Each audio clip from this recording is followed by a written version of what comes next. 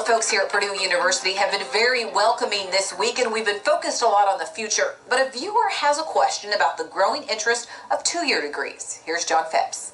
I received a thoughtful response to my remarks about so-called college earnings premium.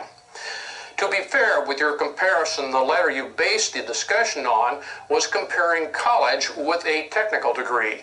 Please clarify your comparison that I think was with college and high school degrees.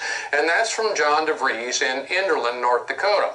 John, you've got a very fair point, and it's one that I tried to stress when pointing out the college premium is based on averages, which has some problems.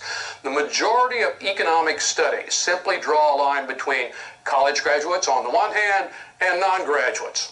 The other big problem with comparing lifetime earnings for 2- and 4-year degrees is the lack of good data for 2-year graduates. Try searching for it yourself. The results are almost always dominated by questionable statistics from 2-year educational institutes, and they seem to focus on a few of the highest paying 2-year programs like dental hygienist or occupational therapist. The most inclusive results tend to look like this chart from the Social Security Administration. The category some college includes 2-year schools, but college dropouts as well. Even then, there is an earnings premium despite controlling for cost. Okay, after spending a lot of time trying to compare the earnings for 2-year and 4-year graduates, I finally just came down to these conclusions.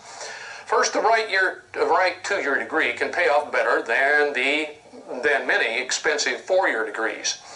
The earnings of 4-year graduates are skewed by the astronomical salaries possible at the very top of our economy, like finance or high tech.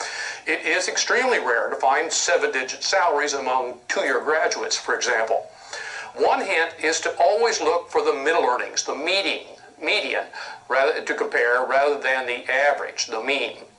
2-year college educations are overall great investments, but the track record of many for-profit associate degree schools is questionable.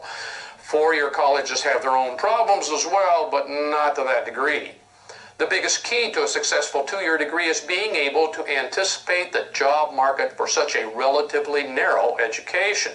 Also, as I pointed out, many of those occupations are service sector, mostly medical. I would welcome any better information you may find on this 2-year, 4-year debate. For what it's worth, I think many 4-year colleges, even up to Big Ten size, will be looking into granting 2-year degrees just to compete for students in the future.